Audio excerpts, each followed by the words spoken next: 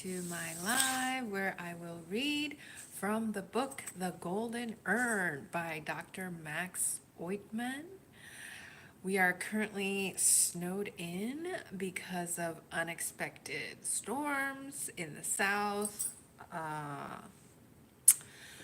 Yeah, fun days. Oh, and yesterday I watched this romantic thriller, that's the name, called Cash Makash in Hindi because it was dubbed in Hindi, but originally shot in Bengali. But the dubbing was so artistic, I really felt like connected to it because I only can emotionally connect to one South Asian language, which is Hindi. You can call it Urdu, Hindustani, whatever, but like if it was in Bengali and I watched it with subtitles, I wouldn't feel so immersed in it. Anyways, it's about this guy who's probably Rabindranath Tagore. And like he's trying to explain his feelings about modernity and gender. And it's so poignant even to this day. Like people struggle with this whole like arranged versus love marriage situation. Like I didn't know how heated this discussion was until like recently, but yeah, it's been going on for a whole century because the novel was written in 1906. I'm learning about this after I watched it.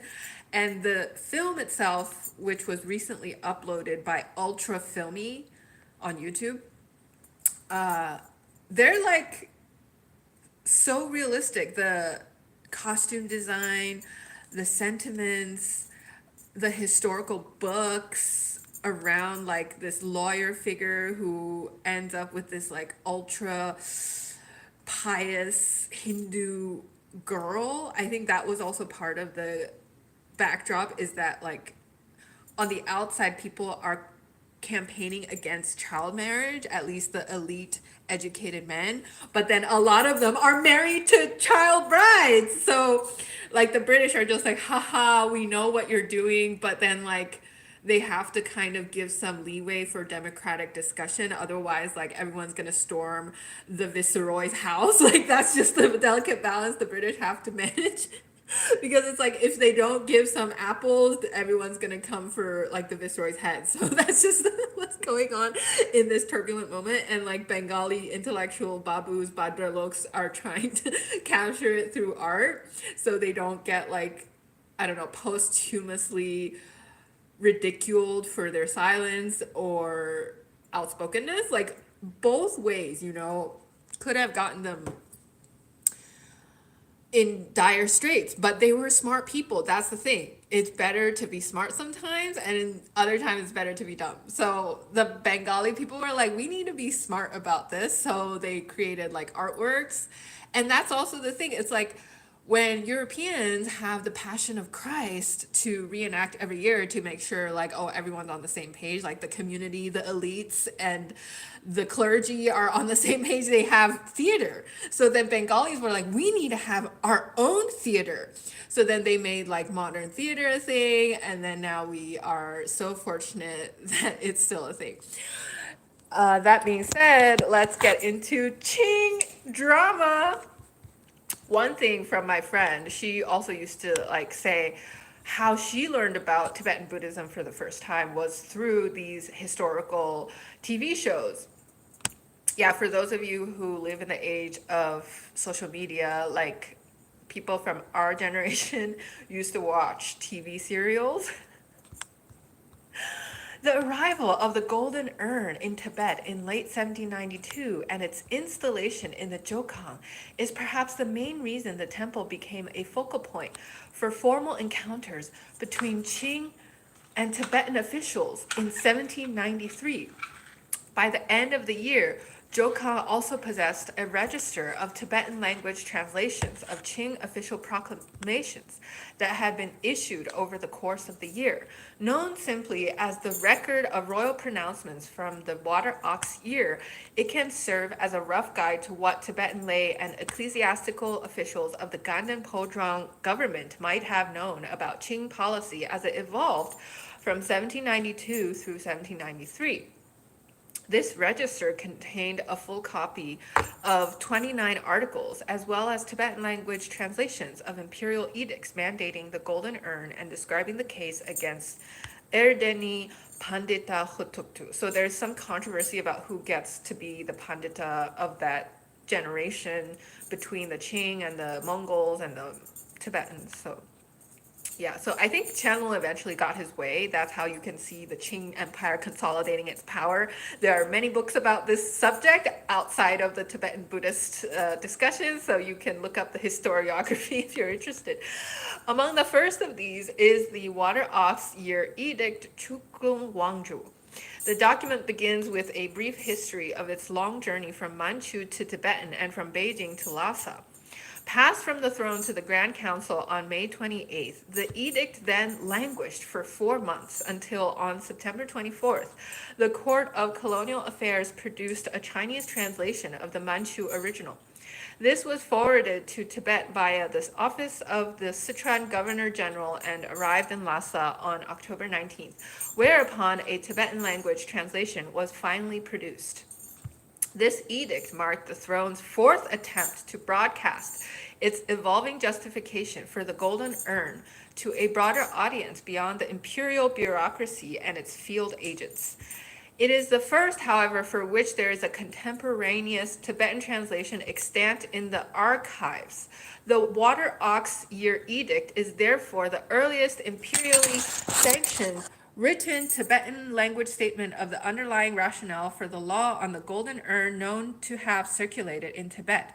In fact, the promulgation of this edict coincided with the first appearance of the Discourse on Lamas in the Qing Veritable Records. Qing Veritable Records. Contemporaries evidently recognized the import of this edict as well. It was included in the Tibetan compilation of key official documents from 1793, held at the Jokong and reproduced in the influential Comprehensive Gazetteer of Uzang. As will be discussed below, the 8th Dalai Lama also issued a decree in response. Long live His Holiness the Dalai Lama.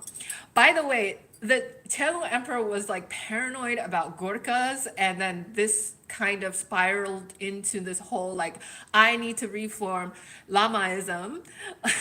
And so this is why the author, Dr. Max, finds this interesting, because it's not just about this small clique in Beijing, like making things up. It's also about like international relations with Nepal. And there's another person who's making videos on Qing history in Chinese, and his language is very foul. He's very learned, but his approach to this is just like, oh, everyone's just doing this for their own interest, which is obviously not true. If everyone was doing this for their own interest, Nepal wouldn't exist. Think about it. It is the smallest country of like China, India situation right now, and it's still pretty good up to this point. So then, like, I just always remind myself that. Anyways, that's how I get through, these periods of cynicism. As will be discussed below, the 8th Dalai Lama also issued a decree in response. Long before the Water Ox Year Edict arrived in Lhasa, Helian had been ordered to explain the Golden Urn and the related prohibitions to the Dalai Lama and other Tibetan elites. So we talked about Shenzong in the previous history podcast. This is like the Qing version of Shenzong, because he's like the, 驻外大使, but like in this contested region that's called Tibet. Yet this edict is the earliest record that reveals the exact wording by which the court attempted to communicate its policy, and therefore provides a basis for beginning to think about how Tibetans might have understood the new policy. The edict is also significant because it contains the first public declaration of the emperor's intention to outlaw the solicitation of the oracles during the search for new reincarnations. The production of this formal, public, and textual justification for the Golden Urn narrowed and limited the ways field officials such as Helian and indigenous interlocutors could talk about the law. Committing the emperor's message to paper committed the messengers to a single message, thus restricting the official's ability to rephrase or otherwise reconfigure the message in a form that might better accommodate indigenous sensibility.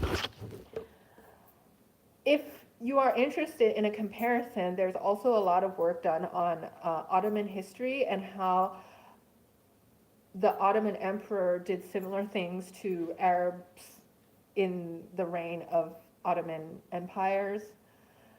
And it's, how should I put it? Like, it was a fad in the historical research realm, so I don't know, like, if that would get you really far in academia in the next 20 years. But like, just for like curiosity, it's cool to understand fads in academia. That is like a whole hour that we don't have.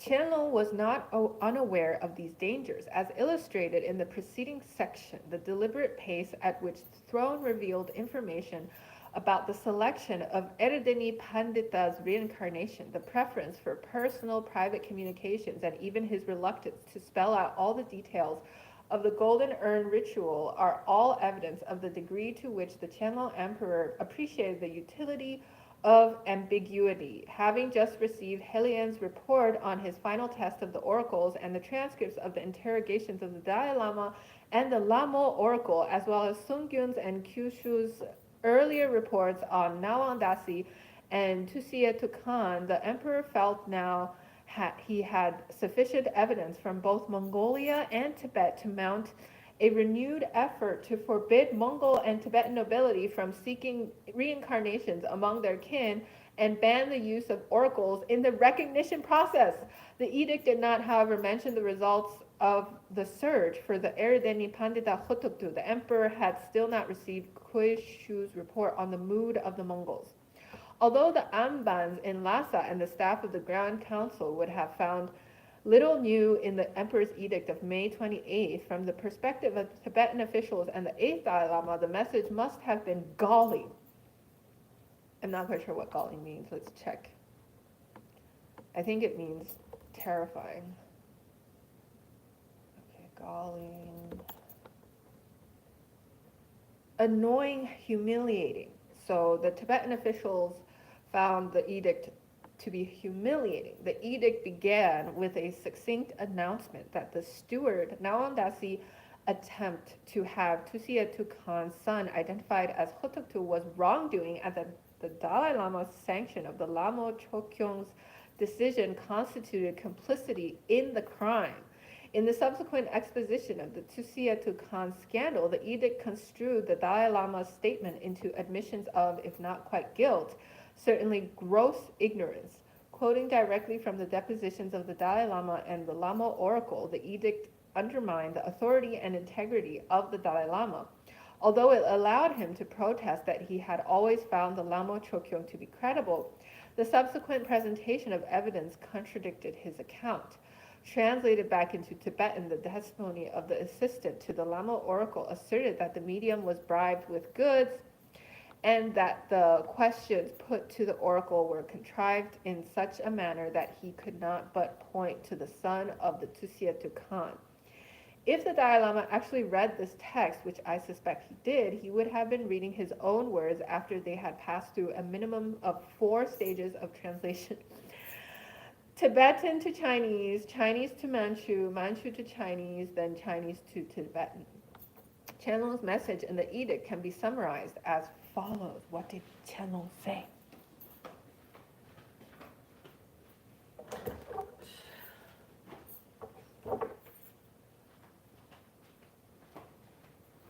Here's Yamantaka. Just gonna put it here so I know what I'm about to get into, this like political situation.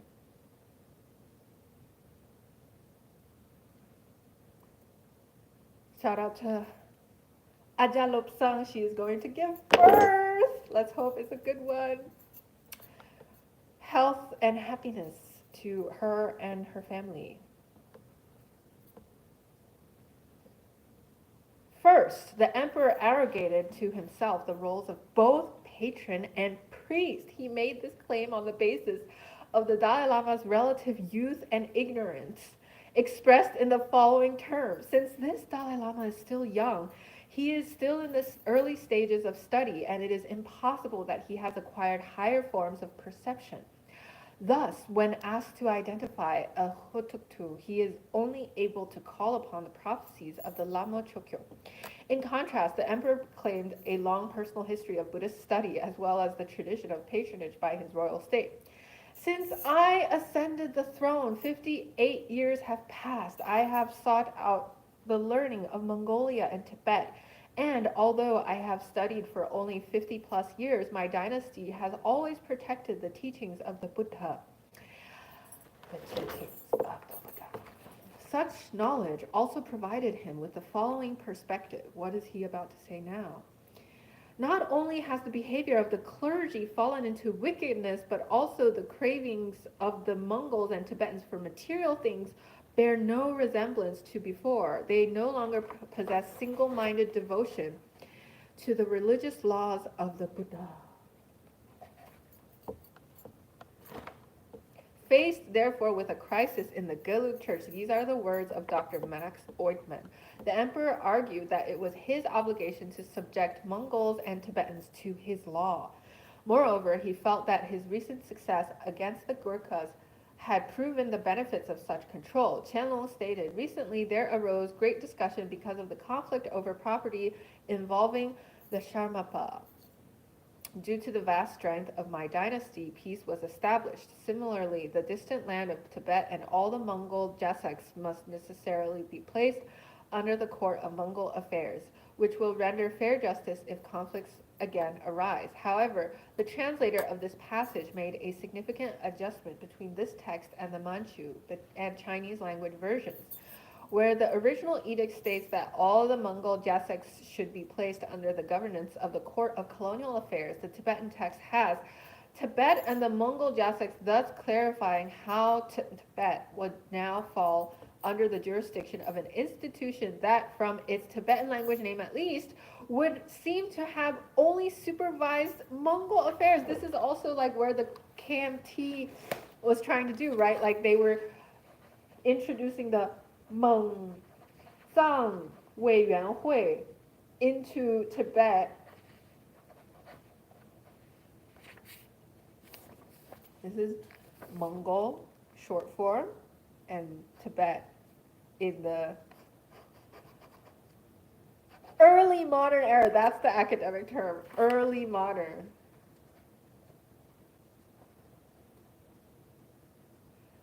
So yeah, while I was studying history, this was all the craze.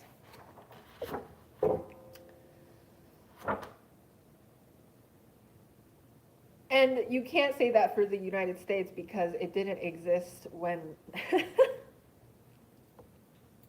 It just always cracks me up just thinking about how young the United States is sometimes. This specificity is important because at several points in the text, the emperor's attention seems focused on Mongols and not Tibetans. For instance, the injunction against seeking reincarnations among aristocrats explicitly pertains to Mongol nobility because they're also militarily pretty strong at this point. The Tibetan aristocracy is not mentioned, potentially raising questions about whether this restriction would apply in practice in Tibetan regions. Having asserted the sovereignty of the Qing dynastic house over Tibet, the edict culminated with an exhibition on how the emperor's representative had exposed the oracles as charlatans.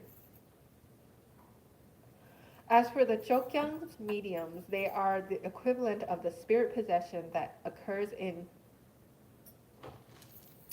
China. In China, people who are possessed by gods and ghosts build faith among the people by means of magical displays involving stabbing with knives, swallowing swords, and hatchets. Recently, when the resident Amban in Tibet, Helian, gave the mediums knives to see that what they would do, they all went into a state of panic. Since they could not match the skills of those possessed by ghosts and gods in China, they obviously have no ability to recognize Tulku. See how these people are thinking? It is so bizarre if you think about it now.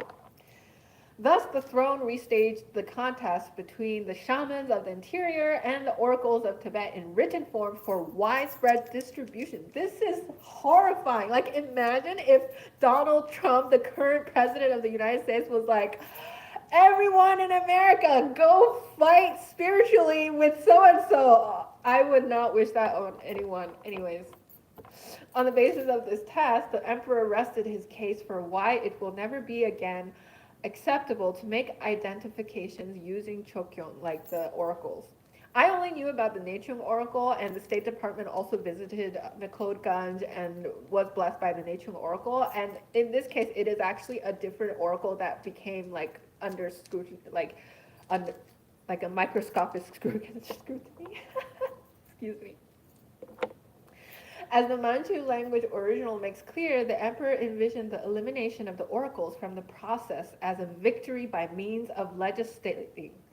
The text is coming over the practice. Yet he also hoped that such tests would eventually accomplish what lawmaking could not do, through thorough change and transformation of Tibetan and Mongol customs. While the edict firmly decreed that oracles could no longer be consulted in the process of locating reincarnations, it recognized that the government's ability to enforce its will through the law was limited. He was confident, however, on the basis of Helian's report, that when presented with the failures of the oracles, that the people would arrive on their own intended conclusion. So the emperor has something in his mind. He's writing these things so the people would trust him. And this is like an interesting dynamic between like dynastic rulers and the people of this land for a really long time. And I think lamas know this by now, but it's like for the people who have never lived in this place, like I'm making this video, okay? Like a lot of my Indian friends, they have no idea like how these people are operating to this day. Okay. Because if you don't obey, your head's going to get chopped off. That was the logic until 1911. The Tibetans,